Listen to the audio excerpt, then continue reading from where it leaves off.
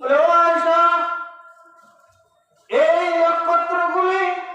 এই তারকাগুলি গুনতে গুনতে একদিন শেষ হয়ে যাবে, কিন্তু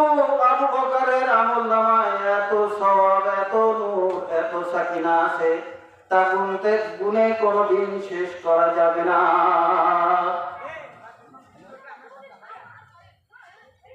ওমর রাদিয়াল্লাহু তাআলা আনহুর সময় মানুষ আলোচনা করতে লাগলো আবু বকর থেকে ওমরই উত্তম, ভালো শাসক। ওমর রাদিয়াল্লাহু আনহু কানে যখন এই কথা গেল, ওমর রাদিয়াল্লাহু তাআলা আনহু একজন সভা ডেকে বললেন, ও মানব মণ্ডলী, শুনে রেখে দাও,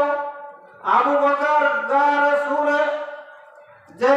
চোখের এক ফোঁটা পানি রাসূল পাক সাল্লাল্লাহু আলাইহি ওয়াসাল্লামের গায়ের উপরে পড়েছিল, এর পরিবর্তে যে পরিমাণ সওয়াব হয়েছে